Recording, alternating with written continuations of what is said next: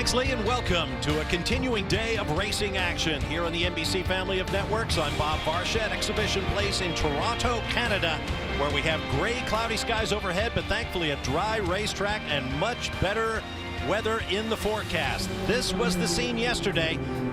Scheduled as race 1 of 2 on the Verizon IndyCar Series from Toronto, but as you can see, the spray was ridiculous. Standing water on the backstretch, even caught out two-time Indy 500 winner Arie Luyendyk in the safety car. That was Will Power at the first attempt to start this race, spinning off and crashing his car. Simon Pagenaud and his colleagues tried to convince officials we cannot see in these conditions. Now, under the red flag, controversy erupted when the Penske team was allowed to go to work on the race car of Will Power. Michael Andretti, among others, thought that was a contradiction of the rules. The race never started before Power and two other cars, Ryan Briscoe and Juan Pablo Montoya, were whirled to the starting line. They were originally told they would take their original qualified place for this race. They will start at the back as we get set for a 65-lap shortened race. Now let's hear from our pit reporters, beginning with Marty Snyder. Well, Bob, all three of those cars that you mentioned will have to start at the back today. Ryan Briscoe, Juan Pablo Montoya, and Will Power. I talked to all three teams. They all understand why they have to start at the back. What they're upset about is why the race was shortened. That decision was made by the drivers' committee. Just 3 drivers. The rest of the drivers were not consulted about that. That clearly gives these guys in the back less time to get to the front. I talked to Will Power moments ago. He told me, listen, starting this far back with a shorter race, a top 10 would make me thrilled. Kelly Stavast? Marty, yesterday thousands of Canadians sat through the rain in hopes of seeing this guy, their hometown boy, James Hinchcliffe, in action. Well, today they'll get 2 chances, which means 2 opportunities for Hinch to pick up his first podium of the season. His previous best here in Toronto is 8th. He'll be looking to better that today, and he will start on the 4th row. Kevin Lee? Kelly, it's Robin. That's okay. Tony Kanaan starting 6th. He's only won 1 street race in his career, 2007 to Detroit. The last couple of races on the ovals, he's been the man to beat. Had some bad luck, didn't get to victory lane. This is by far his best chance to win a street race since 2007, Kevin Lee. Well, Sebastian Bourdais had to wait an extra day to get a chance to start on the pole, but that's quite fine because it had been 7 years since his last pole, trying to get to victory lane for the first time since 2007. And Helio Castroneves over here, the championship leader, he moves up a spot because of Will Power's issues, so he now starts 2nd in the field, ready to go here in just a few minutes, Bob. No question about it. There's so much disappointment yesterday when the cars could not race. There was controversy, a lot of hard feelings, but right now we have great intensity. No one knows what's about to happen. Here comes the command. All right, Toronto IndyCar fans, are you ready? It is time for those most famous words in all of sports. Here's Toronto Sun Contest winner Joe Correa to give the command. Drivers, start your engines!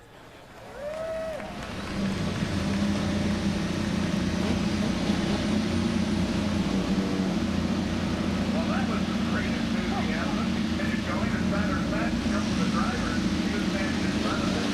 But they're actually giving us a thumbs up. We're giving the command points up. I hope that's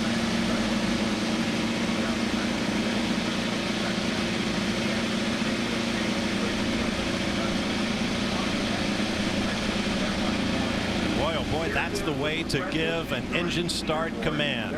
I'm Bob Varsha, joined by Townsend Bell and Paul Tracy up top. Guys, are you guys ready to go racing as I am? I am. You know, after all of the drama of yesterday, the disappointment, nothing fixes racing like racing.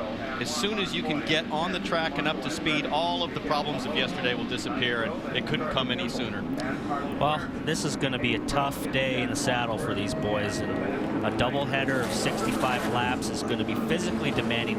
If you can imagine running a marathon race or a 2/3 marathon, say 20 miles, and then getting a 2-hour break and then having to do it again, this is definitely going to be physically taxing on these guys. And I feel that the guys that minimize their effort and really are smooth, guys like Dixon, you see the problem with Munoz, the guys that drive smooth and consistent and smart are the ones that are going to really get a good boost today. As Paul mentioned, these races originally scheduled a day apart at 85 laps. have now been reduced to 65 laps or 90 minutes, whichever come first. There's Ryan Briscoe, who had problems on the first attempted start. And this is one of the knock-on effects, guys, of a lot of moisture yesterday. Yeah. There are so many little parts, electrical issues that can jump up here with moisture creeping into the cars. They've got Briscoe refired, so maybe he just stalled it there on the grid. He's off and away. That's good to see. A little bit of moisture in those clutches. And as he retakes his place in the starting order, let's check our Mother's Polish starting grid. Sebastian Bourdais was the story of qualifying. First pole for the four-time champion since 2007. And now, as Townsend pointed out, Helio Castroneves, the points leader, moves up to row 1 alongside. And that moves up Ryan Hunter-Reay to inside of row 2. Look for him to make a hard charge. He's about 30 points out of the lead. He could have a great day.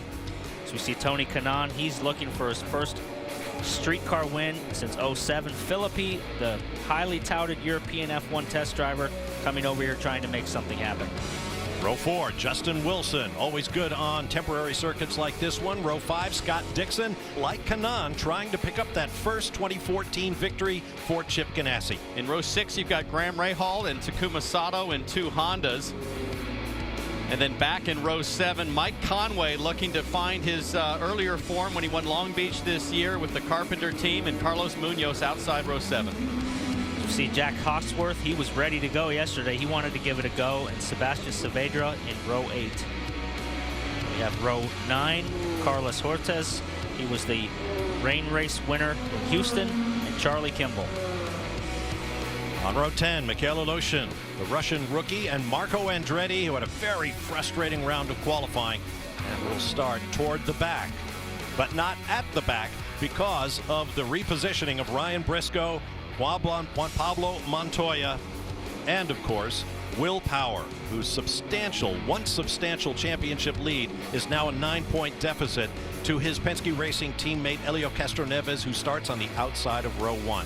Get ready for one historic day in the Verizon IndyCar Series. Not since June of 1981 has the series run 2 full points-paying races on a single day. Checking our onboard cameras, you ride with Ryan Briscoe. Thanks to our friends from Verizon. Graham Rahal carried the National Guard onboard camera for RLL. James Hinchcliffe, the darling of this big Canadian crowd, carries the United Fiber and Data on board. Then to Simon Pagenaud, had a heavy crash just at the end of qualifying, but the car is repaired, he's ready to race, and he carries our Lucas Oil camera. Helio Castroneves, now starting outside row 1, has our Chevy on board. And Joseph Newgarden has our Verizon streaming camera. Remember to download the IndyCar 14 app. Visit Verizon.com/IndyCar, the App Store, or Google Play. Verizon and IndyCar driving technology. Quickly to Kelly Stavast. Bob, because yesterday's race was declared wet, the drivers do not have to use both Firestone red and black tires today. But it's interesting, you will see a mix of them throughout the field. Several of the black teams on black tires, I should say, told me that it was way too risky to try those red tires. They just didn't know how many laps that they would use. Justin Wilson said, hey, we only need one sacrificial lamb to go out there in red tires to see if they'll last. And in fact, it looks like about half the field is on them. So we'll have to see how the tires play out in the race. Thank you, Kelly. Now, the race was originally to feature a standing start, but that has now been moved to race 2 this afternoon. We'll have a rolling start for race 1. To Marty.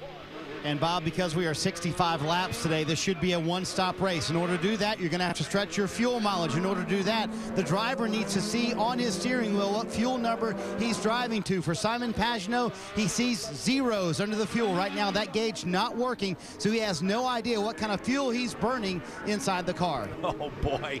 Throw the pre-race strategies out the window. After the rain, after the changing of the race distance, after all of the stories you've just heard about, finally, at long last, it is time for these Canadian race fans to see what they came for. The Verizon IndyCar Series, as Sebastian Bourdais and Helio Castroneves come down to the green flag. We're racing in Toronto. And Hunter-Reay's got a great exit out of that final corner, looking up the inside, but further back, look at Tony Kanaan making a move on Pagenaud. They are certainly not wasting any time with that move by Hunter-Reay, slicing down the inside for third place.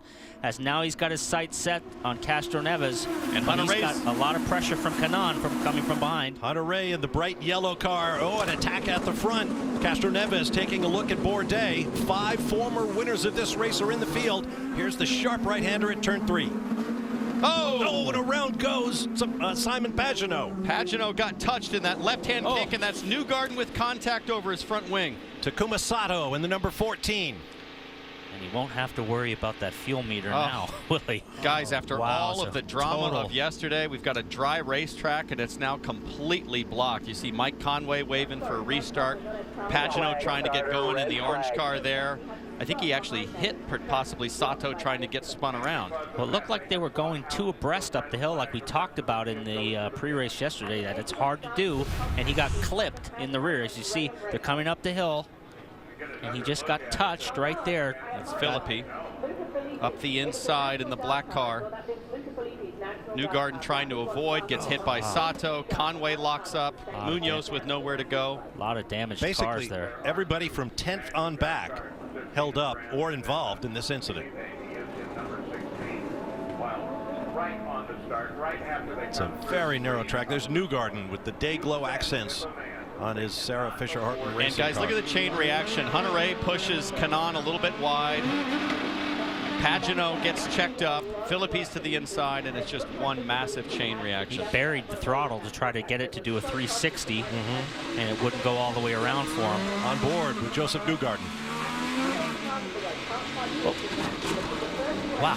And he hit from every angle there. He had the thing under control and slowed down, but he just got crunched from behind. So here we watch Hunter-Reay in the yellow car out wide with Kanaan. Pagenaud's not sure if they're going to have an incident, so he checks up. Then Philippi dives into that left kink and turns Pagenaud. Yeah, there was just really no room to try to even put it there. I mean, Pagenaud was giving some room and make sure he was getting up the hill. And I'm sure Pagenaud didn't know a car was, with a nose up the inside. A car would try to squeeze between a half a car width wide hole. We're watching Joseph Newgarden here on pit lane as his guys race to try to fix the damage to the rear end of that car. Townsend, it's right rear suspension, but it's a fairly quick fix. I don't think it's going to be as long as like Will Powers was yesterday, but victim of circumstance, nowhere to go, and he just threw his hands up and said, what am I going to do? Well, the answer is nothing. Get to pit lane and fix it. I mean, you feel for the guy. That's a tough break. Put this down to the shortened race. Everybody trying to get it done as quickly as possible. We'll take this opportunity for a break. Back in Toronto, where we are under a red flag following a massive first lap incident here on the streets of Toronto. Last car to be moved from the scene, I believe, is Takuma Sato for AJ Foyt Racing. Meanwhile, a number of cars with damage are in the pit lane. All of the drivers after that incident stayed in the car. Looks like Sato may be coming out of the car. Their car back into the pits, and if they get out and unbuckle, now it's going to be a much longer situation. And here we see again, Hunter-Reay gets a little wide there. The field stacks up behind him. Pagenaud with Philippi to the inside get clipped. His left rear to Philippi's right front. And as Pagenaud spins, everybody's either taking evasive action or checking up, which leads to a massive chain reaction. And Hinchcliffe was pretty lucky. He got through that, checked up, and then cut to the right and got through that safely. So that's a good move for him. Justin Wilson as well. You ride with Simon Pagenaud.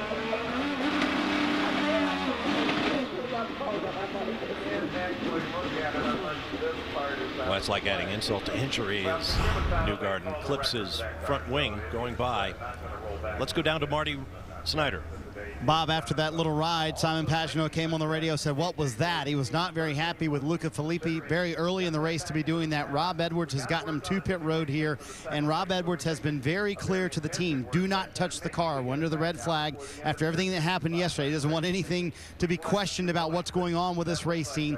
He thinks it's a front wing, it's a rear clip to get this thing fixed. No suspension damage. That is key, though. They will get back out, but a long way to go in this race to get back to the front for Simon Pagenaud, a guy who's trying to get back into this championship race. Robin?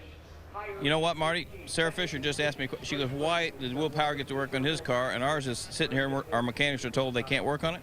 Yeah, you know, I'm sure it's because they took the green, right? But they got to fix the 12th car, no problem. And everybody's down here. We got technical directors. We got everybody not letting us work on our car. So, you know, I just want to know what the rules are and just stick to them. I'm just really frustrated right now because, you know, we were at the front of that and we would have gotten through it, but we got hit from behind and it is what it is. So, just Sarah, when you call race control, do you get any clarification about what the rule is?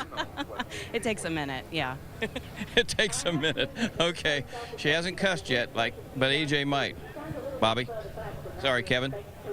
Well, Sebastian Bourdais did maintain the lead through corner number 1, but Helio Castroneves, who was here on pit lane right before him, thought he had a run and thought he might have enough. And after he didn't make it, he radioed in and said, I don't think my overtake button is working right now. They did just tell him, we think it's good, we reset it, you do have it, so that's good news for him. The other issue is, like Marty reported on Simon Pagenaud, he was a little bit uncertain whether he was getting a register of how much fuel he had on board, but that seems to be okay. But a couple of concerns early on for the championship leader, Helio Castroneves, sitting here on pit lane in seconds. What thoughts are going through Helio Castroneves' mind? He's trying to preserve the championship points lead toward a possible first career title in the Verizon IndyCar Series, and it's just one crisis after another. I mean, we always come to Toronto expecting a little bit of drama and some dynamics, if you will, but I don't think any of us expected to be in this situation after yesterday and then a red flag to start. So we start the race and well, while the officials are sorting things out and we get set for a restart, we'll take a break and return with more. Gray skies overhead, but a dry track. Weather deep into the afternoon, not quite so good. There's a nice look down on Exhibition Place. On the left, BMO Field, home of the Toronto FC Major League Soccer franchise. Right now we are still under a red flag. Officials have informed the Verizon IndyCar field that the red flag remains out due to the extensive cleanup going down following this heavy incident on lap 1. Now there's the car of Takuma Sato for AJ Foyt Racing. The last few races have not been kind. 4 weeks ago, race 1 on a rain-splashed Houston, Texas track got together with the lap down car of Russian rookie Mikhail Aleshin. Then at Iowa Speedway just last weekend, Aleshin down low, spins up the track. Sato has nowhere to go and into the wall and out of the race. Now today, he's a part of this big incident involving the orange car of Simon Pagenaud, who gets turned. Again, nowhere to go on a very difficult racetrack. Let's go to Kelly Stavast. Bob, if not for bad luck, it would seem Takuma Sato has no luck at all. What happened out there? I mean, all the car was parting up after the turn 3 before turn 4, and all I could see was cars parting up and with smokes, and immediately I saw it, I hit the brake, but back end loose, and car virtually stopped there, so there's just nothing I could stop it, and unfortunately damage on left front. AJ Foyt said maybe he didn't think it could come back out. Larry did. Any idea how bad the damage is? Just one corner. We need to look at it and how we can repairable. Hopefully we can come back in even 15 laps, you know, try to get something for this afternoon, but this bad luck is just unbelievable. We have to keep on going, you know. I know you told me that there was good energy, but how do you keep the spirits up? Yeah, it is good energy. It just didn't help for this situation, and I wish we had a good race, smooth race. Try something for this afternoon better. Thanks, Takuma. Marty? Kelly, Rob Edwards has surveyed the damage for Simon Pagenaud, and you've had several conversations with IndyCar officials. What are you trying to discern from what they're telling you? Just we've obviously got some damage on the car to repair, and we're just trying to figure out when we can start taking care of that without getting everyone in pit lane worked up that we're doing something we shouldn't be doing. After all the events of yesterday, that makes perfect sense. There's a thought that if you do work on the car under the red, you'll have to start at the back. You're going to do that anyway. You just think it's not worth the risk, or what? Yeah, I mean, the thing is, you know, we can start working on the car as soon as they refire the cars.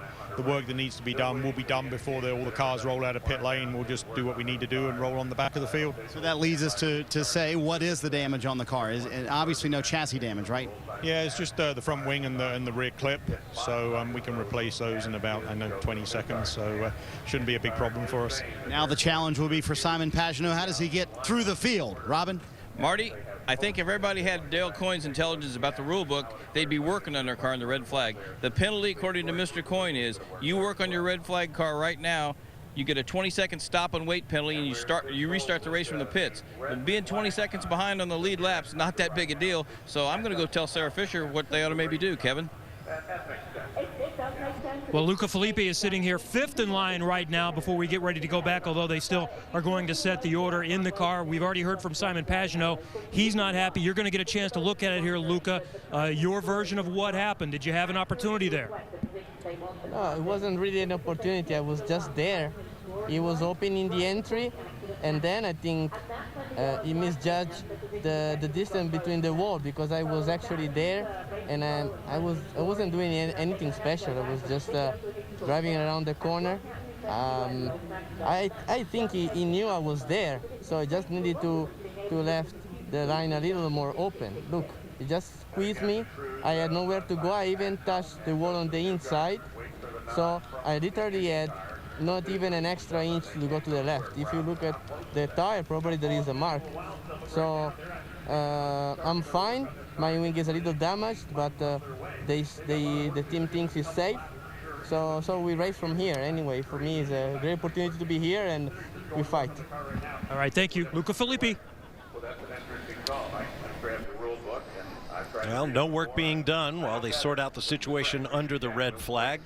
What do you think, Robin's suggestion? I think he's spot on. Yeah, I think if that is the case, if that is really what the penalty is, I would take that penalty 10 times rather than lose 5-10 laps. I mean, in the end, if the penalty was a 2-lap penalty, you're still going to come out ahead versus waiting until the cars refire to start rebuilding a rear suspension or something. And look at here, Sarah Fisher must have been watching NBC and heard Robin Miller's analysis via Dale Coyne, and they've gotten to work. So I completely agree with Robin's assessment, and obviously the Sarah Fisher team does as well. Paul, I'm interested to know what your take is on the Filippi Pagenaud accident. To me, I kind of agree with Filippi.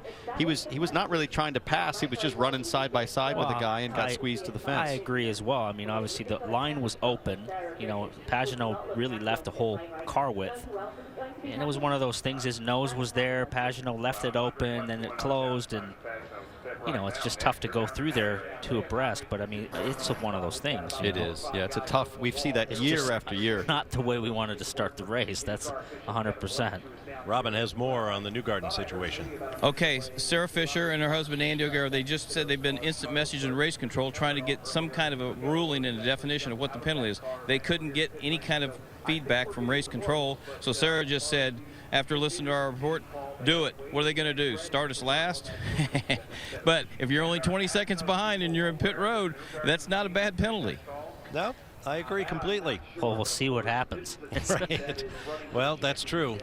Officials do have some discretion in these matters. Now, there's Dale Coyne, who has earned a mountain of respect for his knowledge of the rule book thus far this weekend. And Guys, rightly so. Just reading from the rule book, Rule 7.1.4.2.1, work done on a car while under red conditions will result in the car taking the restart from their pit box and a minimum of a 20-second hold penalty after the green flag. So Robin's spot on. That's straight from the rule book. I wonder what the maximum is. Here's a look at the drivers involved in the situation. You saw from that tire donut on the front of Luca Filippi's car, I mean, it was a matter of about 12 inches, and Simon Pagenaud would have missed him entirely. Well, and I think Filippi made the point, listen, I touched the inside wall as well, so I was out of room. And we're told that officials are trying to determine what the order of the restart should be before we see who winds up being held for 20 seconds in their pit box before they go on their way. And keep in mind, all this is against the context of 2 full points paying races today, and after this weekend, only 4 more races in the championship. So the reason for the delay is they're trying to figure out how to reorder these guys, because the question is, when did the red flag come out, and what were the relative positions of these cars that get stacked up here with that red flag? Watching that overhead, it almost looked like Pagenaud got a good run out of the corner and was going to do a crossover and go to the inside of Kanaan, and that's what closed the door on Filippi. Yeah. It looked like he got a good exit and was going to cross underneath and try to dive down the inside of Kanaan. Yeah, I'm not sure if he knew Filippi was up the inside of him, but regardless, this is the situation we find ourselves in. And after all of the sitting yesterday for the drivers during the rain delay and more sitting, the unknown, we're back to more sitting here. I'll tell you what this helps, though, is the physical demand of 2 street races. This helps. Yeah, gives them a chance to rest. Well, a lot of cars involved, so a lot of figuring to do. We'll take a break and return to Toronto. Well, we see Joseph Newgarden's car's been rolled out. They've fixed the right rear suspension. And the king of rules, Dale Coyne, who gave Sarah Fisher some advice. Now we hear conflicting stories, Dale, that he's going to be allowed to restart here. But you think they may be coming in? Yeah, I mean, the rule came out after Indy. It was actually Justin's rule because we weren't told what we could do there to work on the car during a red. And then it came at the Indy 500. Yeah, this year. The rule came out afterwards that if you work on your car in a red, you'll have to do a penalty, which means you got to take the green in the track, come in and hold for 20 seconds, and then go again. So that's the penalty. So you weigh whether it's a quick fix in the pits or whether it's a long fix. So they did the right thing. You don't want to lose a lap. Your 20-second hold is probably going to lose a lap anyway, but that's the right. And where you start the pits to the back isn't a big deal, but they got to be sure we get the 20 seconds hold on all those guys that went to the right up there. Okay, thanks, Dale. Kevin? Jimmy Vasser, one of the co-owners of KVSH, and the pole sitter Sebastian Bourdais. Mayhem behind you, it's a good position to be in, right? Yeah, it's better than being in the mayhem, but honestly, when the track was cleared, I don't know why we have to sit here. We could be rearranging the field under yellow, but looks like we're ready to go again, so. All right, Jimmy Vasser will be talking through things to Sebastian Bourdais. Marty. Kevin, Rob Edwards told the guys as soon as the first pace car rolls, you can work on the car. They have done that. They already have the front wing on. They're getting ready to get the rear clip on. That is in place. They're going to crank up Simon Pagenaud, and he's going to roll out as the field rolls out. An impressive 20-second fix, as Rob Edwards promised, guys.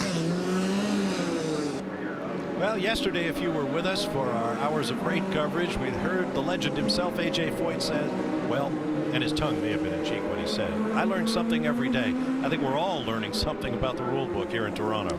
That was a good call by Rob Edwards. They obviously knew the extent of their damage and weren't willing to take that risk of a stop and hold penalty. So, look, he started, so he's going to just start from the back of the field, no loss. So we'll see what the penalty is, whether they apply the 22nd to Sarah Fisher or hold for longer. We don't know that for sure yet. Based on the first lap, restarting from the back might not be a bad strategy. And it brings up something we talk about a lot when it comes to what happens down in the pit lane. Just keep your cool, assess the situation, and take a rational decision. Another benefit from starting from, coming up here and warming up is your tires are going to be nice and hot, Paul, when you catch that field for the restart. The other guys are trying to swerve and build temperature at low speed. So that's no action on Philippi and Pagenaud, the decision from race control. As you watch the cars circulating, we're told there'll be 2 laps before they turn them loose. Earlier, before break, I mentioned that the weather forecast the rest of the day is not terribly promising. We hope that we'll have a dry track throughout the day, of course, but it may rain again this afternoon. Based on what we saw yesterday, it'll be interesting to see if that happens and how the series reacts. We understand that Sebastian Bourdais in the 11 car has received a blocking penalty, or sorry, a blocking warning from that opening lap. I didn't see anything, Paul, that seemed to indicate blocking. They saw something that we didn't see, but he is now the leader of the field. A single file restart this time, so Sebastian finally with the opportunity he's been waiting for to be up front leading the race, and we all know from his past he's very good at this, at controlling a race and making fuel mileage, so this could be his day. And here we see Montoya and Briscoe presumably topping up. And here's the blocking warning.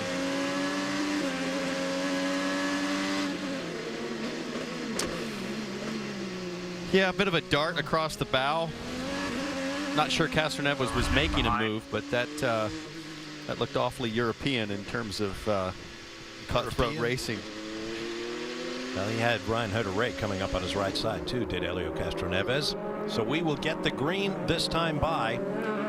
This is a 1.75 mile 11-turn road course, and it's worth remembering it's a street course. These are normal everyday streets, oil dropped by buses, cars, motorcycles, what have you, and you mix that with the rain we had yesterday, it's easy to see why it was so slick and officials were so careful about the decision as to whether or not to race in the wet. Having seen just for a fraction of a second, Philippi's wing is flapping a little bit, so it is broken. We'll see how that affects his car and the rest of the guys behind him here as we go to green. After a 17-minute, 45-second red flag, we are back to green. Bourdais with a huge jump. Once again, Ryan Hunter-Reay looking to get around Helio Castroneves for second. That's a good run out of that corner. Watch the yellow car. Castroneves is going to drive driver's right here. Makes him go to the outside and protects the inside line. This will be a tough one to go around the outside, but he might be able to pull this off with the inside line. Yep. Left-hander coming up. He's got him. Great wheel-to-wheel action. Hunter-Reay into second over Castroneves. Pretty slick move there, Townsend. Well, we talked about it in the pre-show yesterday. If you can hold side by side through turn 3, you can pull it off. I tried that with Castroneves and it ended up in the wall with him. I promise you he was thinking about that as he was leaving room for Hunter-Reay. Now the cars are lining up behind Castroneves. That's Tony Kanaan and the Red Machine from Target Chip Ganassi Racing. Then Filippi, the rookie. Justin Wilson, Scott Dixon, James Hinchcliffe. Sebastian has pulled a little gap with the racing that's going on behind them, so he's got a nice little buffer there. It's Kanaan looking to attack Castroneves, his arch rival from Brazil. Now you're on board the 67, Joseph Newgarden serving the penalty for working on the car. And you notice that wall on the pit out. There's construction of a new hotel going on behind that wall, so the pit lane exit is more constricted than ever. And something that I'm going to be watching here over the next 30 minutes is how do the red tires maintain pace on a green racetrack? With all of that rain, all the rubber washed away, it puts an extra demand on those Firestone Reds. I think we're going to see tire wear play a big issue here in about another 10 to 15 laps. Look at the gap Sebastian Bourdais has already opened up over Ryan Hunter-Reay.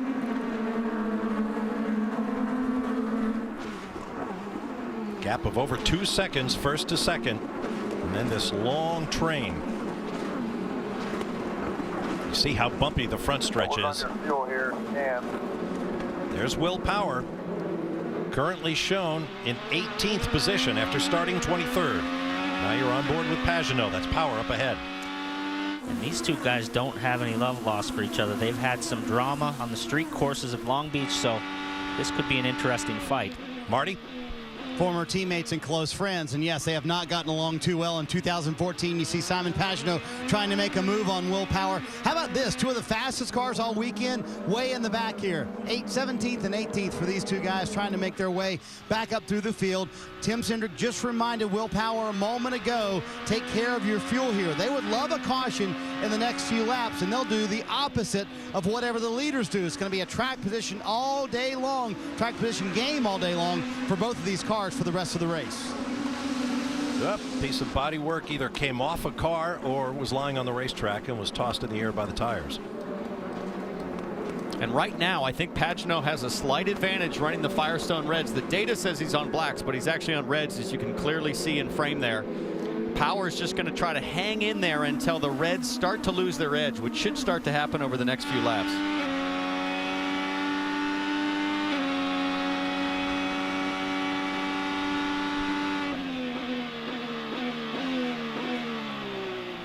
All the way down to first gear for turn 3.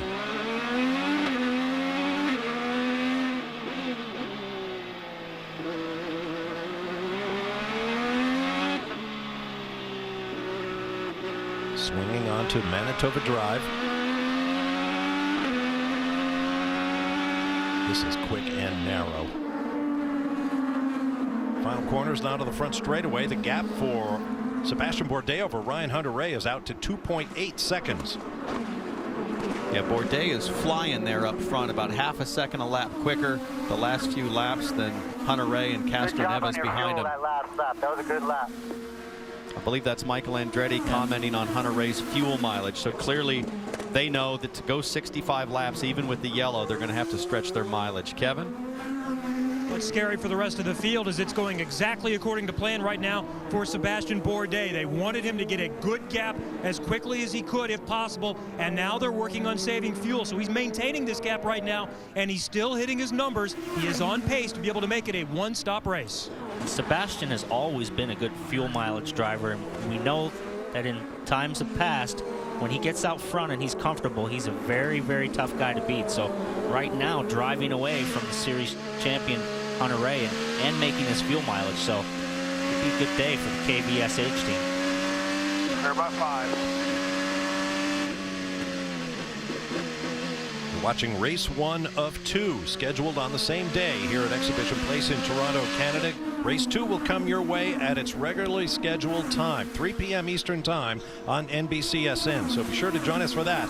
A big day of open wheel racing here on the NBC family of networks. At the end of Lakeshore Drive, here's that first gear turn 3 again.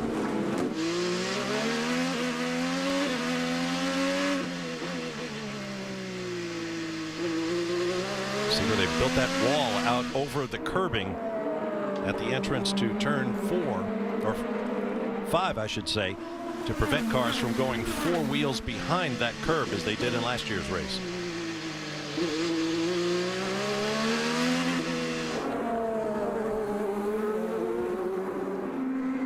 Up front, Sebastian Bourdais just set the new fast lap of the race at 1 minute 1.1195 seconds. And that gap just keeps opening up, Bob. He's, 4/10, half a second quicker. That last lap a little tighter, started to slow down a bit, presumably dialing back those fuel mixtures and maybe lifting a little bit early on the straights to save more fuel. Also save your energy. Double race today, long race. So we see Castroneves trying to make that outside move that Hunter-Reay pushes him wide. Tries to do the over-under here. Not close enough to make that happen. Castroneves burned a push to pass on that shoreline back straightaway. He has 7 remaining, Hunter-Reay 8, Bourdais 9 in the bag. And that was the effect of that new wall they put out over turn 5. These are 2 championship contenders fighting now, so as this continues to happen, it will allow Sebastian to even stretch that gap even further. Kanaan in the picture here. They pulled a gap on Philippi, so it's a 3-way fight here for 2nd, 3rd, and 4th. And Hunter-Reay pushing a little harder at that last corner. He wants to try to keep a gap right here so that Castroneves doesn't have another chance to make a run on this back straight and use the draft.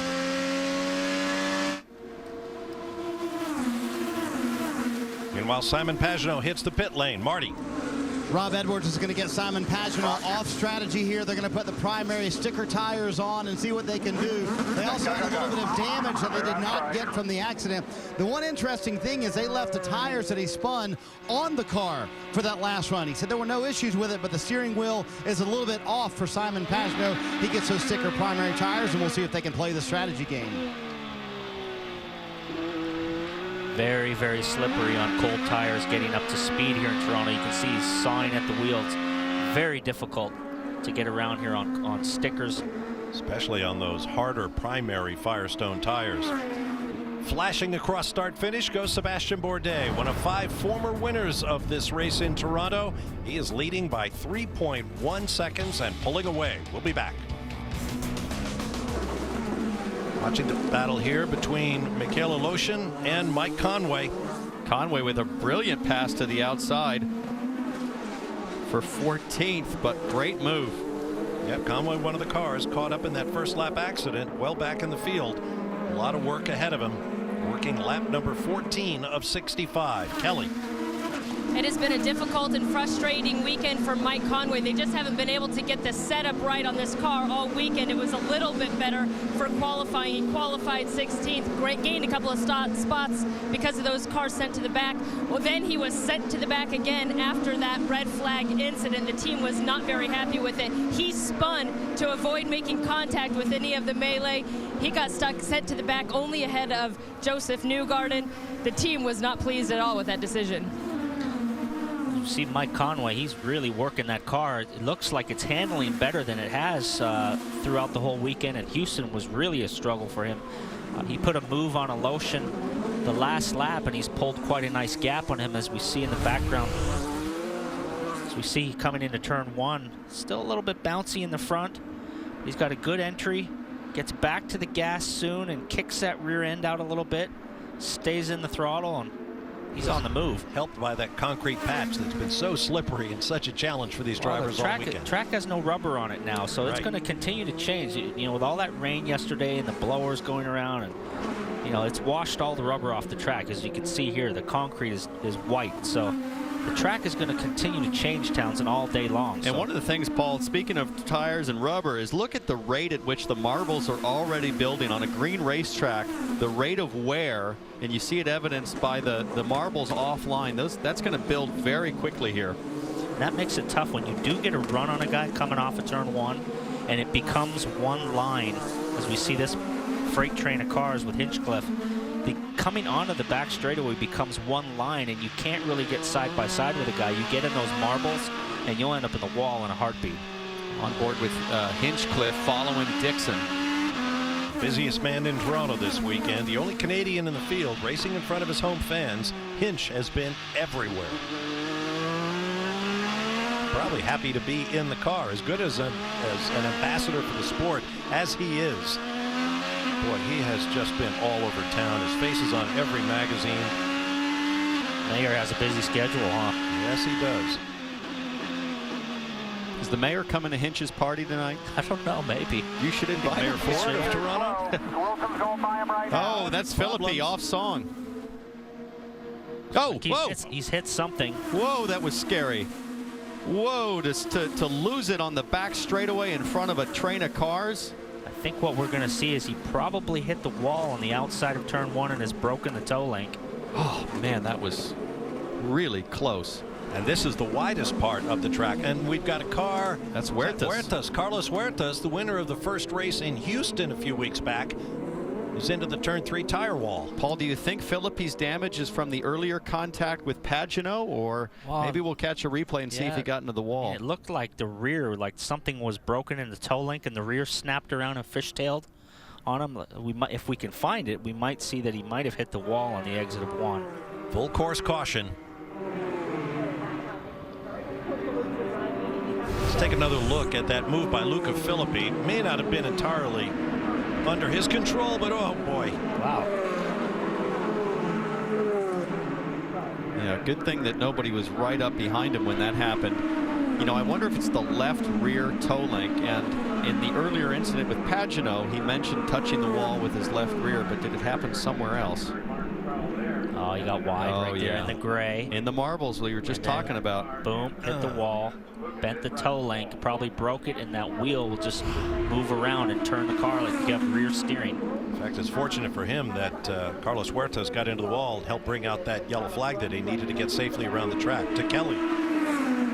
Well, and Paul had picked up on it earlier that there was some damage to Luca Filippi's front wing in that first incident that he had with Simon Pagenaud, but they just wanted to power through. This was his best starting position he was going to get this weekend, because remember, round 2, he will start on entrant points, and he's a part-time entrant, so he will be at back of the pack. So he said this is his race to go, so he wanted to push as hard as he can, and now you see that Rahal, Letterman, Lanigan team going to work on Luca Filippi's car.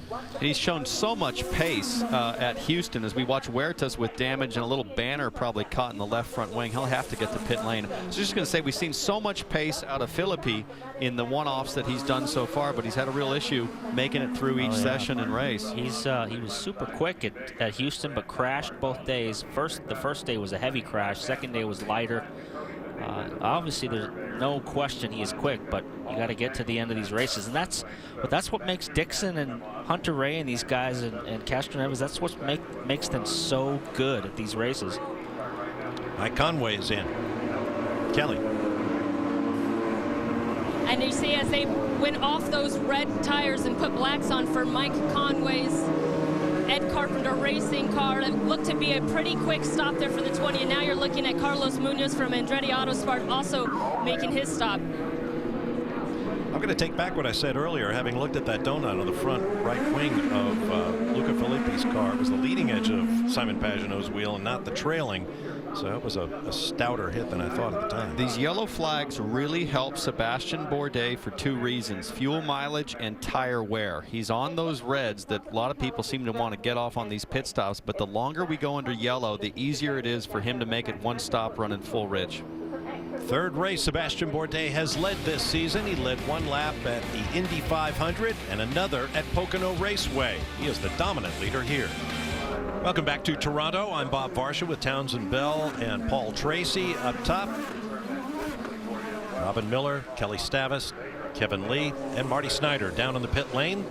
We're about to go green after a full course caution for 2 incidents involving Luca Filippi, the Italian rookie who has gotten out of the car, and Carlos Huertas, who made a pit stop for repairs and remains in the order back in 18th place. Sebastian Bourdais has had things all his own way from the lead. We'll see if that continues as we go green once again in Toronto. Pretty late start for Sebastian. He waited on that one quite a long time, but he made a good one. As we see, Kanaan took a look down the outside of Castroneves, and he looks like he has a good run. Wilson coming onto the straight. Wilson and Hinchcliffe battling it out there. A little tough for Bourdais to get the power down there. We see the marbles offline. I wondered if he picked up a little bit of that spent rubber under caution. Hawksworth taking the outside. Graham Rahal taking a look down the outside of Justin Wilson. If he can hold the spot, he'll have the line at the next corner. Yeah, nice move by Rahal. He's having a good race. That's Wilson up ahead.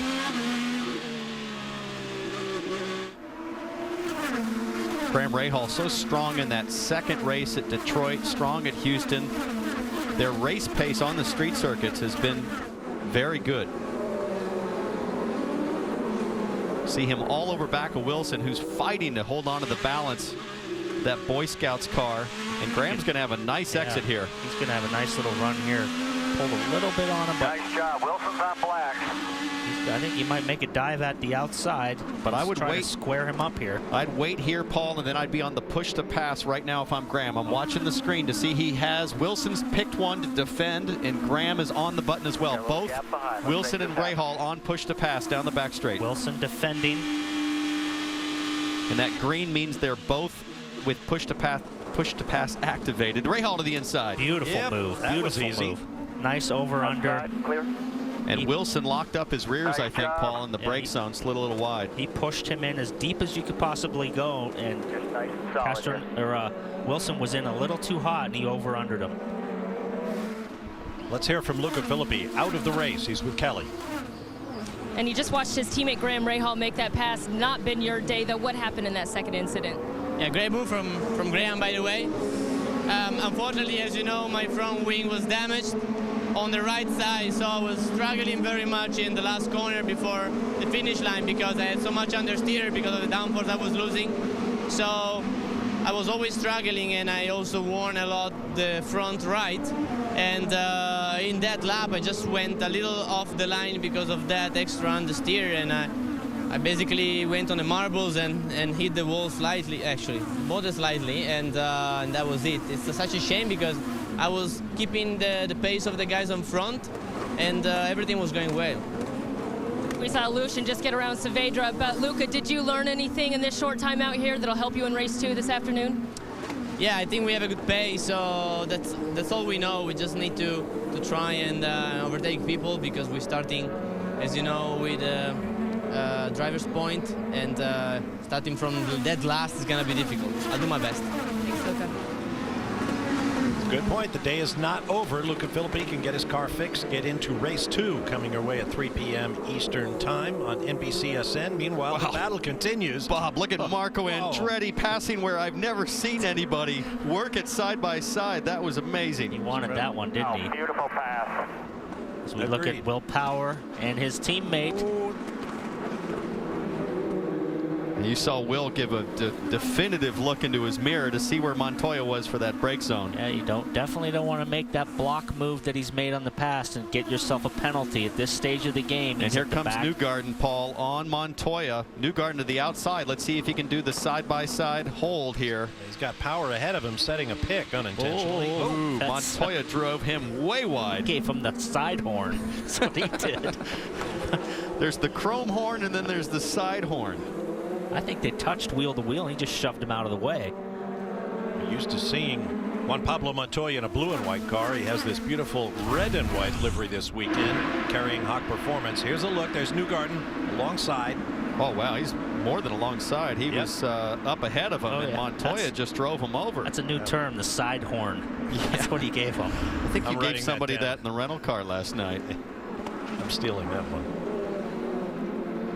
Good battle here. Sebastian Saavedra has been going backwards slightly. He was a part of that Aleshin Andretti battle earlier. Now he's falling into the clutches of Will Power in this long line of cars following. And Saavedra, of course, the teammate to Sebastian Bourdais, our leader. I'm watching the pace of Bourdais, wondering if they're on similar setups to see if Bourdais' pace falls off. And here comes Power. Move. Strong outside braking. He'll carry it around the outside. I think Saavedra will just give this one up to him. Yeah. Beginning to see shadow. Copy. Pit this lap. I think that's Saavedra calling for the pit stop as opposed to the other way around. So his tires, those Firestone Reds, are going away from him quickly. He's going to make a run for pit lane. So Montoya's going to make a move. Saavedra will go to the pits. Yeah, but pitting with 40 laps to go almost forces you to make one more stop to make it to the end. Okay, watch your speed. Look for Kelly. There was actually some radio issues between the team and Sebastian Saavedra as you see him switching from the red Firestones to the black. They tried to call him in during that yellow caution. He wasn't hearing them. So he was out there a few more laps than they expected. They made a wing adjustment as well. Sebastian Saavedra back out. They turned as many turns as they could of front wing out because he was so loose. So trying to balance the car, he's got a ton of oversteer there. Let's go. We've got to go, go, go. Or do you think the blacks are more loose than the reds? You have more understeer, and I think took probably wing out. a combination of both. Having a look at his tires here, some graining there. I think we're looking at the fronts. Yeah, there's the rear tires. Tough to tell here. Yeah. Back on board with his teammate though, Sebastian Bourdais. Again, watching the pace. His pace is strong, down into the 101s again. 101.7 on that last lap to Hunter Ray's 102 and Castroneves 102.0. Working lap 27 as they swing back out onto Lakeshore Boulevard. And the gap, Bourdais to second place, Ryan Hunter-Reay out to 2.25 seconds. The Frenchman appearing to have things well under control, but a long way to go here in race 1 of 2 on this Sunday in Toronto. Don't tell anyone, but there you see the shadows of trees here at Exhibition Place in Toronto. The streets of Toronto seeing sunshine for the first time since Friday, and that's a good sign. Maybe we'll get 2 complete dry races in today on the Verizon IndyCar Series trail. They're the biggest movers thus far. Will Powers picked up 11 positions from starting at the back. Charlie Kimball, haven't had to call his number much today, but he's picked up 8 spots. And Bob, I think right now we're starting to see the situation with the tire crossovers. You see your points as they run right now in the upper right-hand corner. Castroneves would have a 26-point lead, and Hunter-Reay and Power would nearly be tied. But right now, I think we're seeing the crossover in tire performance. That last lap from Will Power on blacks, 101.3. The guys on reds are really starting to struggle. Marty?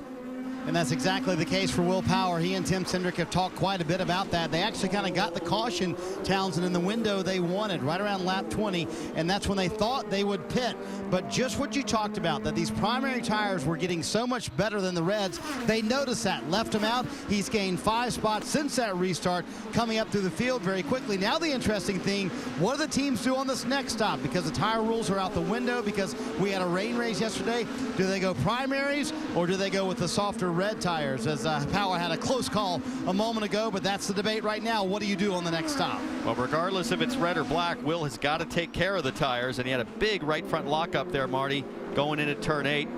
Might have a little flat spot, Paul, on his right front. As we're watching the times, it obviously seems like the blacks are lasting longer, but Bourdais is still out there on the reds, pulling away now almost 4 seconds. He's at a 101.8, so taking care of the tires.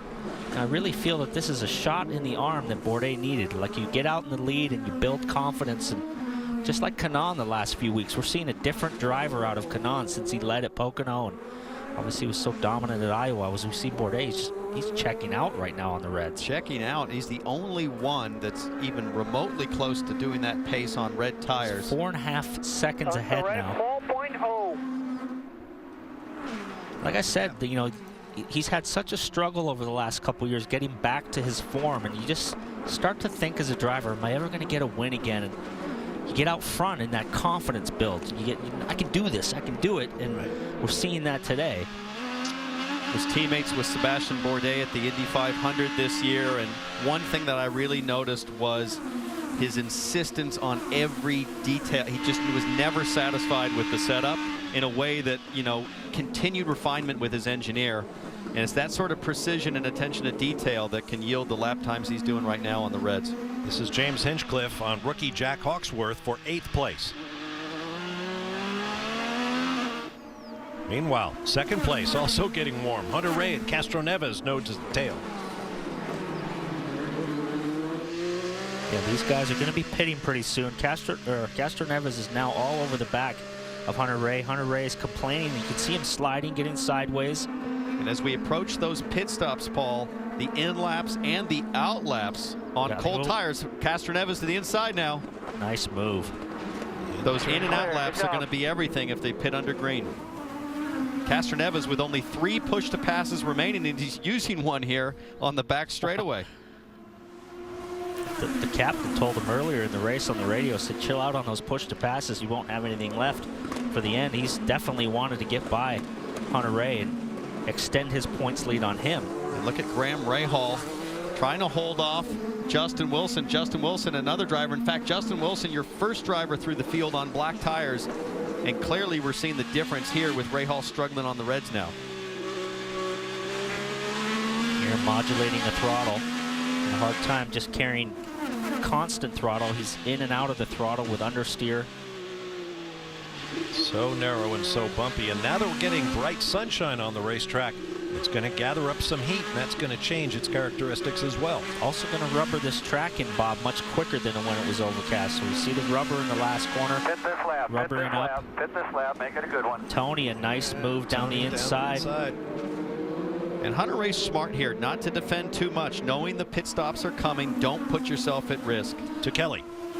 James Hinchcliffe, the hometown boy, just completed his pit stop. He went to sticker Reds. So we'll see how those hold up here as the afternoon heats up. And now you see Will Power. And you see Marco Andretti. What a nice run it's been for Marco. Worked his way almost into the top 10. He's coming off pit road right now. He said his car was a little too free at the end of that run. A lot of these guys who had the red tires on were not very happy with him at the end of the run. Will Power also leaving the pit road as well, guys. Getting a little lockup at the left front. And it looked to me like Will Power might have just clipped the air hose in front of him, leaving the box, but it was a small touch. Castroneves still on track. Looking for Sebastian Bourdais. There he is. Boy, his last lap was just 0.2 off of his best lap.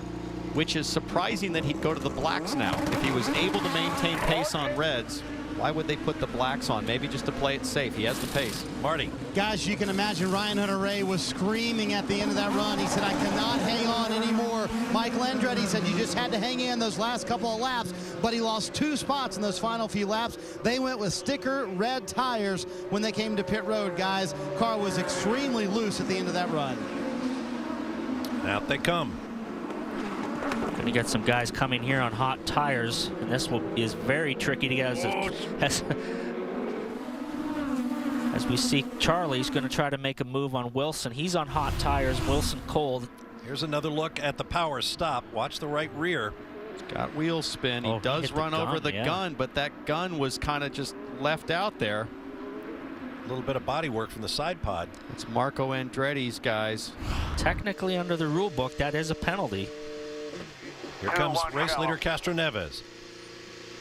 Makes the move to get up to second position, so he gets in there a little quicker than the two Ganassis. Here comes Kanaan around, and then Dixon right around him. So the front three that were running 2, 3, and 4 before this pit stop, 2, 3, 5, I should say, are back out. Castroneves easily beats him. Kanaan's going to beat his teammate Dixon. So no change among those three as they come out, as we also see Juan Pablo Montoya.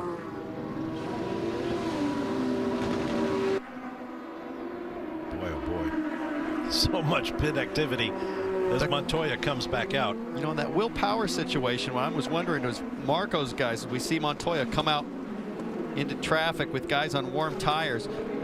Marco's guy, I think normally the right rear would hold the air gun all the way back to the wall. It was on the ground. I'm not sure why. Oh. See Hunter-Reay and Dixon getting after it. I think they almost had contact. I think so. There at the apex. Did look awkward. Hunter-Reay is back on the move. He's decided to go for reds again, it looks like. I was just going to say, Paul, he was struggling so much at the end of this run. Why would you put the reds on? And for Bourdais, he was so strong on the reds, he put blacks on. Understand no action taken on the Will Power incident. And shuffling to the lead on that off-schedule strategy, Simon Pagenaud now leads the race by 7.5 seconds. So let's get more on Pagenaud's deal with Marty. Well, and guys, remember he pitted earlier in the race back on lap 7, I believe it was. About 10 actually is when it was. Rob Edwards just told him on the radio, we have 7 laps here to make hay. Run as hard as you can for these 7 laps, gain as much time as you can, and then they'll bring him to pit road here in a moment. You see his last lap was a 1:01.4, which is near the quickest, almost quickest in the field as of right now, and close to the quickest lap of the race. So he's got the hammer down right now to try to get as many positions as he can, as he's got a clear track, open track with clean air. We watch him here in the fast part of the track. You see the in and out lap comparison for Sebastian Bourdais, who did 5 consecutive increasingly quick laps, opening the gap from 2.4 to 6.9 seconds before he stopped. And if Pagenaud can make great time, he'll pit and have fresh reds for a few laps at the end of the race. So the strategies are playing out rapidly as we work lap 38 of 65, well into the second half of race 1 of 2 in Toronto.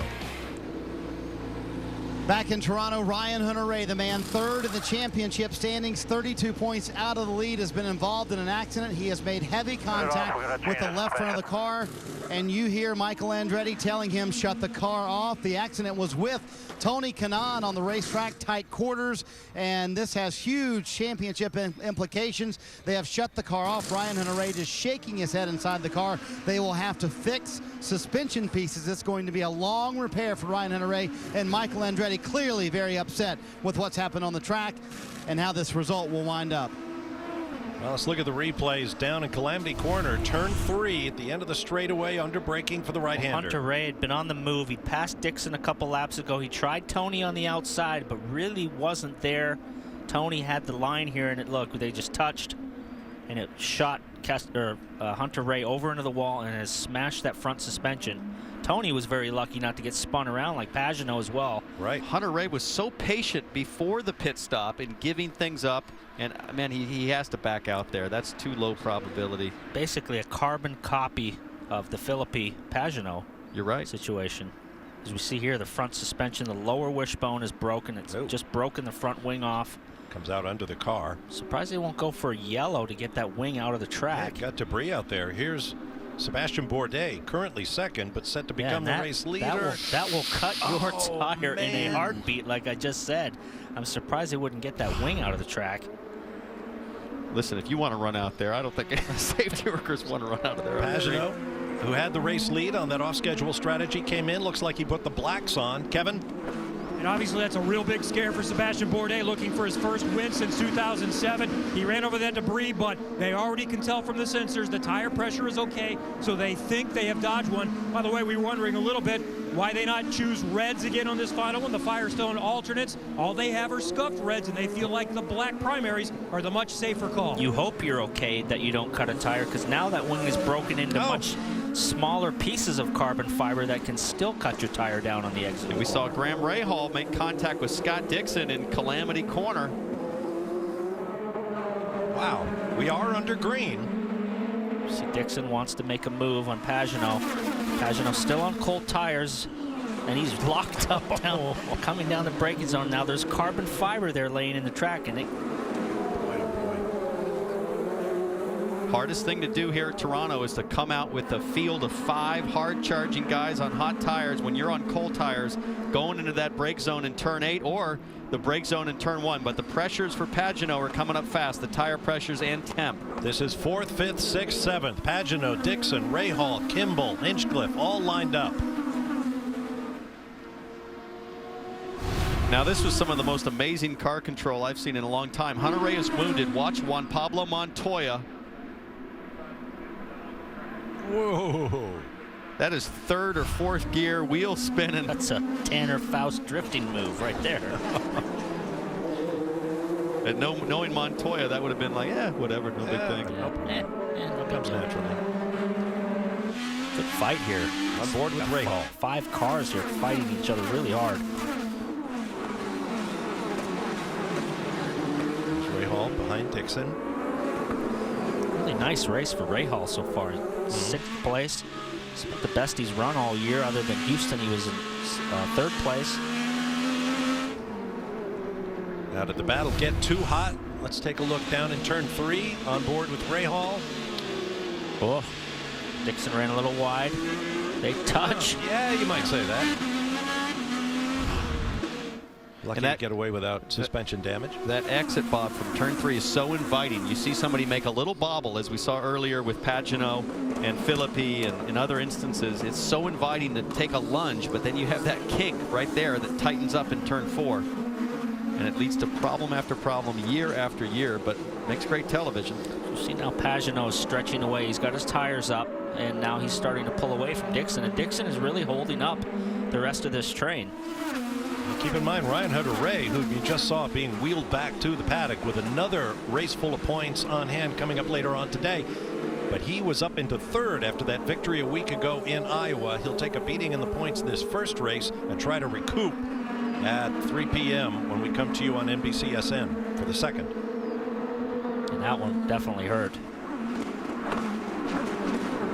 More cars joining the train behind Simon Pagenaud. We'll take another break. There's your top 5. We'll be back to Toronto in a moment. Back in Toronto, Ryan Hunter-Reay sits helplessly here in the paddock area trying to get the left front suspension. It's a lower wishbone, certainly, and some other suspension components on the left front that they'll have to fix. And all he can do from his cockpit, he can certainly hear the roar of the cars on the track. He kind of stares off into the distance and can hear all those points ticked away by each lap. They're losing points here in the paddock as they get this fixed. The team did say it would be a fairly quick repair to get him back out on the racetrack, but it's a very helpless feeling. I'm sure you drivers can comment on this, to sit here and feel all those points going by the wayside. In fact, Ryan Hunter-Reay has dropped 1 position as they run at the moment to Simon Pagenaud, who moves up to 3rd in the championship as they run Ryan Hunter-Reay down to 4th. So we see, Bob, it's all, we got a little fight here, but at the front it's all kind of spread out by a couple of seconds in between each car. If we get another yellow, we're going to see a real tight fight as Power's now in the frame at the back of this group of cars and really hasn't moved forward all that well today, Townsend. No, but he's on black tires, and the 3 guys in front of him are on those reds, and I expect in the next 5 to 10 laps that those red tires are really going to start to fall off. So the challenge for Will to be making measured decisions about how aggressive to make those passes relative to the point gain and the risk and the reward and all of that, which has not gone his way the last few races. Oh, Mike Conway, Carlos Huertas. That's for 18th.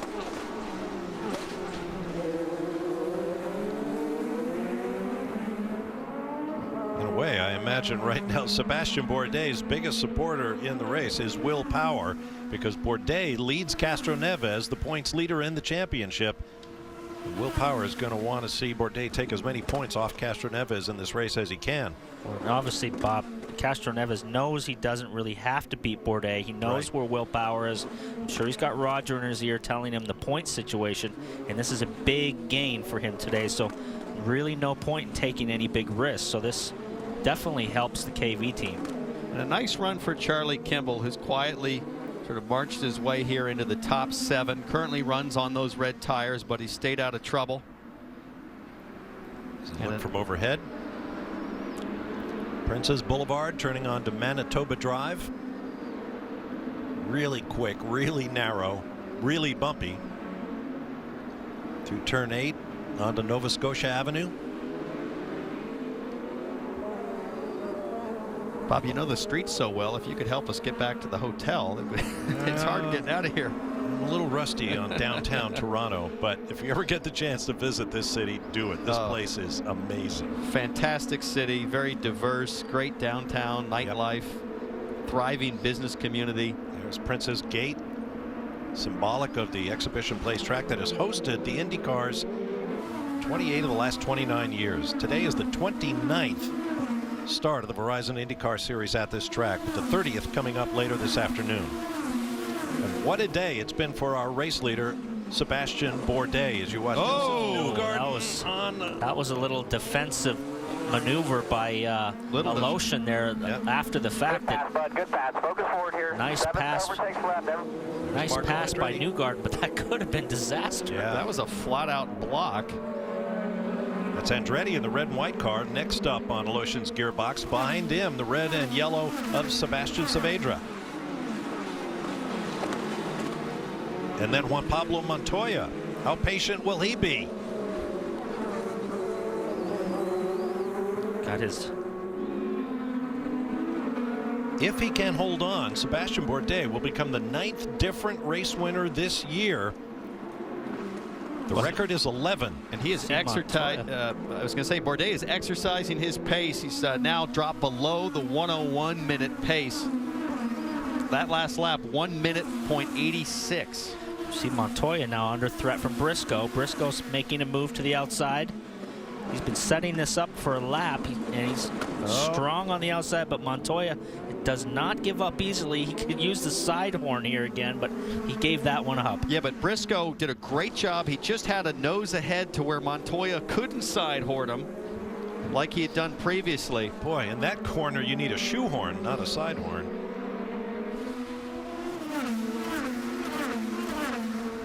Anybody else a little surprised that Juan Pablo is this patient? There they are, wheel to wheel in the brakes. Yeah, he was completely ahead by the end of the brake zone, and he gave him a little bit there on the side. Gave him a little bit in the back corner there, but not enough to push him offline. There's such pride in your voice at every side horn, Paul. I love that. I love that move. Now Newgarden and the black car of Jack Hawksworth.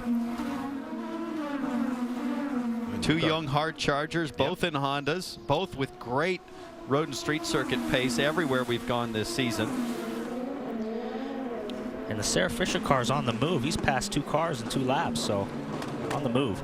There'll be 13 laps to go. The next time Sebastian Bourdais flashes across start-finish.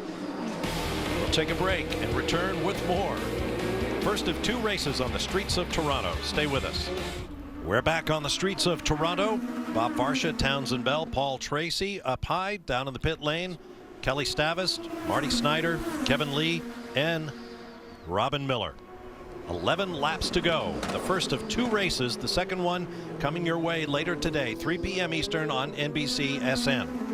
Watching your race leader, Sebastian Bourdais, who just lapped, I believe, his teammate Sebastian Saavedra, who had to pit urgently off sequence earlier on those red tires as he was struggling to hang on. That'll provide a nice buffer with Castroneves as we see Briscoe and Hawksworth going at it. That is absolutely a great move by KV to now have a team car in between them in second place to at least create a buffer, but right now Bourdais has been the class of the field. He's just been able to measure his pace and control the whole race. If you're with us for our qualifying coverage, we mentioned that Sebastian Bourdais started from pole for the first time since the Dutch race in Assen in 2007.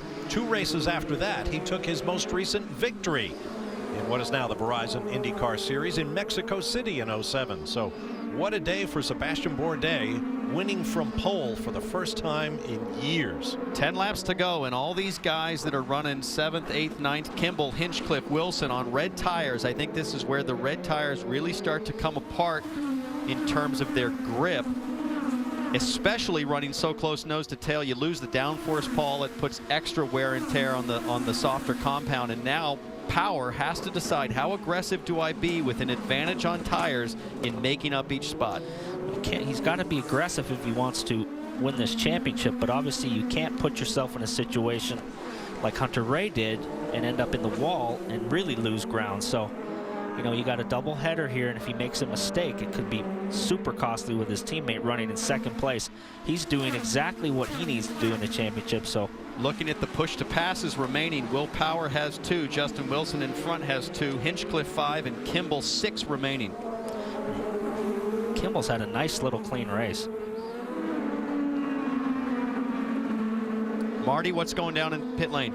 Well, guys, by the rule book, you cannot push a car out of the paddock with less than 10 laps to go, so Ryan Hunter-Reay will not make it back out today, and what a frustrating way to end the day for you. Tell us what happened in your incident first off.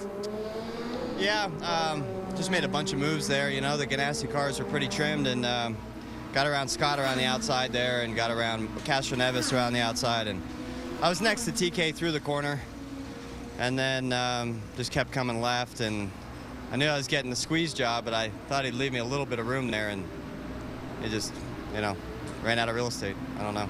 He hit you pretty hard, didn't he? And I'm sure you were immediately thinking championship, weren't you? Oh, yeah, for sure. It's unfortunate. I mean, trying to, you know, keep the car in one piece through these double weekends especially. And right there, I expected a little bit more room, but I guess it's my fault for expecting. I'm not sure how it works. Just have to go focus on race 2, and hopefully we can do a good job there. We had some issues with the first set of tires there, just overshot the pressures on them and really fell off. You know, we were running second, really happy with the car, and then just started struggling with it. But I got on new reds, and I was really looking forward to that stint. And guys, to make matters worse, his team was so close to finishing the repairs to get him back out. That will not happen. Back for the finish here in Toronto. It's going to be a good one. We are back in the closing laps of race 1 of 2 here in Toronto on the Verizon IndyCar Trail. Now, they got through turn 3 right there in good order, but Calamity Quarter struck again moments ago. Bob, nearly an identical situation to the Hunter-Reay incident with Kanaan, but watch Will Power on the outside of Justin Wilson. He gets right into this jam here, and he decides to back out, pull the chute. Critical decision to protect the equipment. Smart decision on Power to do that, but that was going to be disaster if he tried to stick his nose in there. As we see Bourdais comfortable out front, building confidence.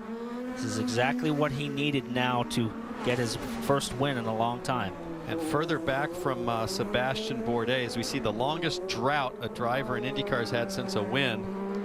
Graham Rahal at 108, Marco at 54, and Bourdais at 52. Boy, this is therapy of the highest order. And imagine what's going to happen in race 2 later this afternoon, because entrant points will set the grid for race 2. That means Sebastian Bourdais will start mid-pack. And if he has all the speed he's shown thus far today, that's going to be interesting to watch. And Will Power getting a little more aggressive now, trying to get around Justin Wilson because he's got Newgarden sneaking up from behind. Doesn't Meanwhile, look like his black tires are hanging on that well. He's sliding around, and turn 3 once again. So he tries again on the outside, and it's the same thing. Wilson runs him a little wide, and he just can't pull that pass off.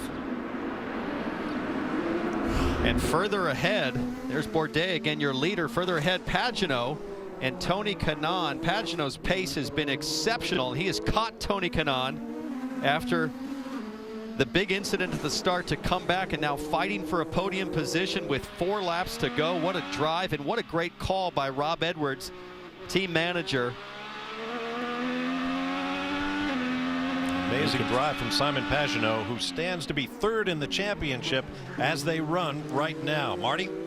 Yeah, I was going to say, let's give a shout out, and Townsend did it, to Rob Edwards for that call. And really the moment that they got the track position, they got the strategy right, was lap 10, when he saw that Simon Pagenaud was not making the progress through the field that he would have liked. He brought him to pit road. That put him off sequence with everybody else, and that's allowed him to get all this track position here at the end of the race, and clearly paying off. But also doesn't hurt to have a very fast car either, does it, guys? Well, for sure, Kanaan is going to be driving for everything he can do to hang on to this podium.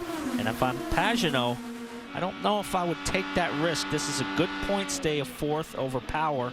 Surprised, Paul, to see Kanaan on the button using a push to pass. There are only 3 laps to go, but I would have thought he saved those for the last 2 laps because Pagenaud not that close there. Pagenaud with 2 pushes left too. Will Power, by the way, has used all of his pushes. So if he's going to get by Justin Wilson, he's going to have to do it without the boost. Oh, Newgarden and Will Power. Whoa! Jeez.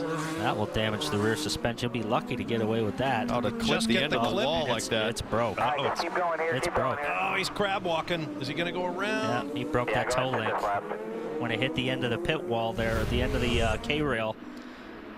Newgarden with the dive. Power with overcooked it. You know, Power went to defend and saw Newgarden all locked up coming in hot. Wisely left room.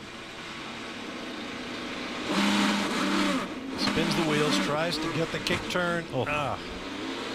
Just misjudged the distance. Those don't move. Watch very well. Power here. He sees Newgarden in his mirror. He thinks, oh, I'm going to leave him room. He's not going to make the corner. Really smart driving by Will Power. Well, he clipped the end of the trackside wall. Look at Bourdais. He's going to lap Montoya in this race. Montoya hanging on to those reds sideways everywhere. Bourdais with 7 push to passes still. He's barely used any. White flag. No pressure. No pressure at all based on the drive that Sebastian Bourdais, a 4-time series champion, has put in here in race 1 on the streets of Toronto. This has just been a textbook day. This is what we used to see out of Sebastian back in the Champ Car days. Just a phenomenal drive today. And Montoya on the button to defend from going a lap down. That's a race for pride right there out of Montoya. Castroneves closes up. He's now there because he got held up by his Penske teammate. Well, we've talked about it. Sebastian Bourdais has not won in a long time, and he is a driver who is used to winning 4 series championships, then a brief hiatus in Formula One. He is back in the car, and after a 52-race drought, he will bring KBSS Racing their first victory since the 2013 Indy 500 when Tony Kanaan won for them. Bourdais, his 32nd career victory from pole, dominating all the way on the streets of Toronto. All right, buddy. Hold the checkers, buddy. Do this more often. How about this afternoon? Good job, bud. Jimmy Vasser with words for his conquering hero. And I'm looking forward to seeing what Sebastian Bourdais can do from mid-pack in race 2 this afternoon. A lot of happy faces in the KV pit. You're the man, Bourdais. You're the man, brother. 32nd career win for Sebastian Bourdais moves him into a tie for 7th on the all-time win list with Scott Dixon and 1 ahead of Dario Franchitti and our own Paul Tracy.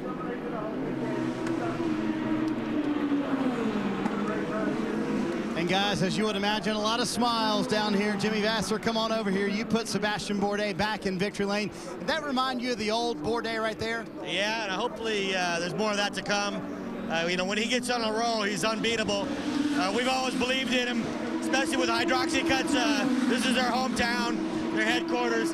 Great job by the whole team, and you know, it's nice to be back in victory lane. You know this drill from a psychology standpoint as a driver. When you've not been in victory lane for a while, what does a win like this, a dominating win, do for you? Wow, it's reinvigorating, and it's really, I think it's more to come. The team's done a great job. We've had speed all year long, and I really think this is the beginning of some more wins. We've got another one today. You can pull the double if you'd like. Yeah, we're going to come from a little farther back because of starting on the points, but we'll give it our best shot. All right, Jimmy Vasser, all these guys thrilled down here, as he mentioned, a hometown race for their sponsor. Huge win for Sebastian Bourdais. And the second win from pole for a driver this year. Remember how deep into the season we have come before a pole sitter won a race. That happened 2 races ago at Pocono Raceway when Juan Pablo Montoya did it. And now as Sebastian Bourdais breaks out the croissants, he becomes the second driver to win from pole. Didn't forget how to do donuts. Those are nice. Those are nice, perfect circles.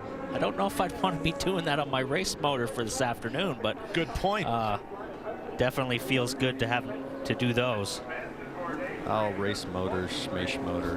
Let it rip. Come on, it's been so long. Boy, oh boy. Looks like he might have stalled there. Do they want me to go to the podium thing or in pit lane? And where is that podium thing? This whole team's taking their headsets off. Not sure, man. Hang on a second. We're figuring it out. Look at that road course record for Sebastian Bourdais. 28 victories over some pretty stout road racers. Well, we don't know if he has directions, but I would imagine Sebastian Bourdais will get a lot of help finding victory lane.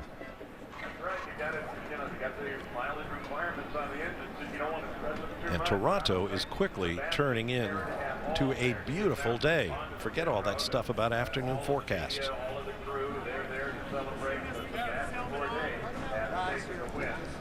What a brilliant job. I mean, he's going to be incredibly strong in race 2, but like you guys said, for him to start mid-pack, that's going to be a great show to watch this afternoon.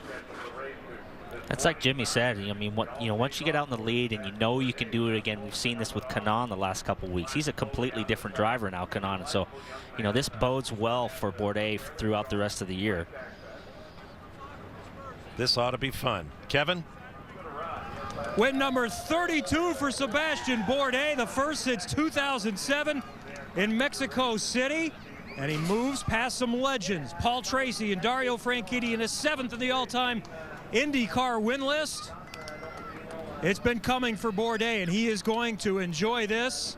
Emma, his little girl, is here. That's his wife, Claire. Alex, his little boy.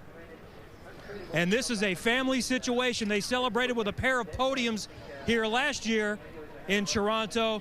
This time, one step better. Oh, how sweet it must be for Sebastian Bourdais, who was as dominant as you could be during his run in Champ Car, and now is back in Victory Circle in an IndyCar. Kevin Kalkoven comes over. James Sullivan, Sully, one of the owners. We've heard from Jimmy Vasser. This is going to be a celebration. I'm not sure if they'll race again today. They might enjoy this one for a little while. Come on over here, Seb.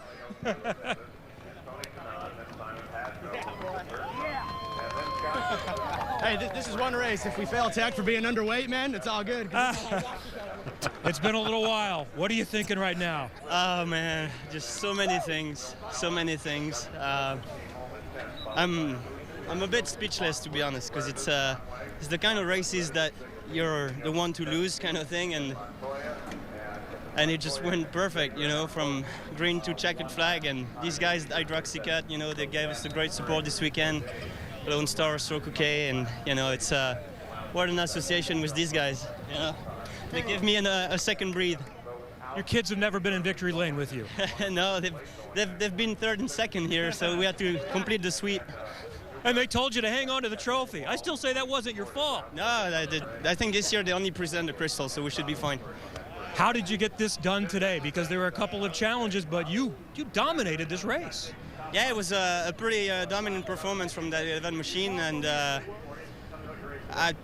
we knew we had the pace after qualifying. We didn't know how the thing was going to be on really long run and tire wear and everything, but it was back to the old days, saving fuel and making it and being smart, and made it stick today. So really couldn't be any happier. And thanks for the fans, thanks for the support all these years. It's been 6 years, man. Just like yesterday for the pole, and it's damn sweet. Congratulations. Enjoy it for a few hours until we race again this afternoon. Sebastian Bourdais and KVSH here in Victory Lane in Toronto. Well, here's what he was talking about with regard to the trophy last year. When he got up on the podium, nobody quite told him that beautiful glass bowl wasn't attached to the bottom.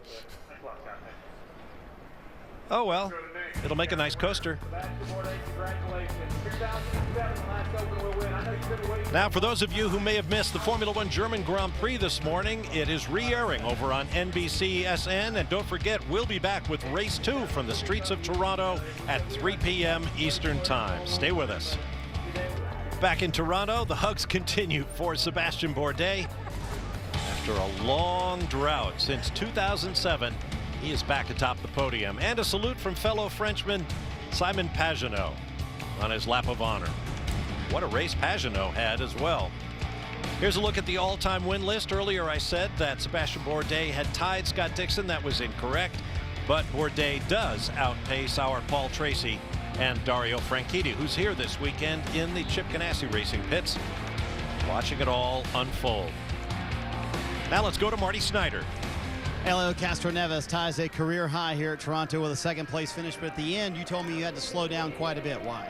Yeah, I mean, certainly Sebastian, congrats to KV and himself. The guy didn't win many championships by staying out there, so he did a great job. But when the Saavedra came between us, I knew it was a little bit of a game there, but this place, because it's so narrow in the straightaways and even in the corners, what happened is the air, even if the guys start 5 cars, 6 cars away, it's still affecting, especially in the end of the stint when the tires are old. So it starts sliding a little bit more. I said, you know what? Sometimes you got to know when to take one step back so that we can move forward on the next race, and that's what we did. And he moves forward with a bigger championship lead, 28 points heading into the race in a little bit. Kelly? With both Target Chip Ganassi Racing drivers, for Tony Kanaan, it's your 3rd podium of the season. looked like a real street fight out there at times. How was this race for you? Yeah, it was a tough race. Obviously, I think Bourdais, he was in a class of his own, so we didn't have anything for him. So I tried to battle, Edo and Hunter-Reay for the podium, and actually at the end, Pagenaud. So great race for us. I got to thank the Chevy and Target for giving me the opportunity. Thank the fans for sticking around, but it was a tough race. And for our defending champion, Scott Dixon, 3 top 5s in a row now, but can you be satisfied with these results? Kind of. We started a little further back. It was a little frustrating. The car was quite loose. We tried to make a smaller, an adjustment in the one stop that we had, but it wasn't enough. But as TK said, I think Team Target have been doing a great job, same as Chevy. And it was great to see so many fans out again here. So hopefully we put on a good show for everybody this afternoon. We get to do it all again in a few hours. Thanks, guys. What a drive for Simon Pagenaud. Early contact with Luca Filippi, and he somehow goes from the back to get to 4th. How did you get this done? Well, the team did a great job putting me in the right strategy, and oh man, honestly, that start, I drove really upset after that. I was really upset. So nothing I could have done. I got lucky, to be honest. Everybody could have T-boned me there, but glad we could get back in the race. And at this point, I was really upset. I drove really as hard as I could. The Oculus car was really competitive. It's been competitive all weekend, so I was hoping to get back to the front, but I needed to be in clean air, and the team did that, put me in really good strategy. We did some really good lap times, and got back right behind TK, but once I was behind him, there was no other hope. 4th was really good. Got another one this afternoon. I think we can win. A great day for the Frenchman. 1st and 3rd, and they start on points in race 2, so Simon Pagenaud, 3rd in points, will be starting up front. That he will. He too will be fun to watch. Turning into a beautiful day, as I mentioned, here in Toronto. We're used to talking about the next race being next week, next month. It's coming up later today. Back in Toronto, where race 1 is done, race 2 coming your way later today on NBC SN. It's a good look at the CN Tower, downtown Toronto. Guys, some final thoughts on race 1 before we start getting ready for the nightcap? Well, Bob, Sebastian Bourdais' victory today was dominant. No question, he's still regarded as one of the most versatile, fastest drivers in the world. He regularly gets picked up for endurance races. He was a 24 Hours of Daytona winner this year. He's raced in Le Mans for Peugeot. Incredible drive, and I think it's going to be a resurgence for his career. I think just championship mentality out of Power and Castroneves, measuring, risk versus reward, and that's certainly going to carry over into race 2. Strong runs for Tony Kanaan with his 2nd straight podium. Simon Pagenaud, you heard from him, his 5th finish in the top 6 in the last 7 races, and he moves up to 3rd in points. So, pick out a clean driving suit. The boys fall to work on the car. How do you get ready for the next race? Oh, for sure you got to hydrate. It's not that hot today, but the sun is coming out. I think we're going to find it's going to be warmer for the 2nd race. So fatigue will be an issue from half distance on, I feel. Well, for a guy my age, Bob, I've been doing this a while. It's 5 Advil, power nap, and get after it. No question, it's going to be a tough day, especially if the sun stays out, the humidity stays high. And frankly, I think that's what we're all hoping for. Here's how the championship stands. With 5 races remaining now, Helio Castroneves with that 28-point lead over Will Power, who, it must be said, had a very well-judged drive from the back of the pack today. Limited the damage. Simon Pagenaud up into 3rd place. Ryan Hunter-Reay, with that unfortunate incident in turn 3, drops down to 4th. Juan Pablo Montoya right there as well. 50 more points to the winner of race 2 as we continue our doubleheader weekend here in Toronto. What a stark change from yesterday, huh? Look at beautiful guys out on the water today, and we're going to come back and do it again here. Can't wait. It's going to be a great day. And don't forget to join us later on NBC SN.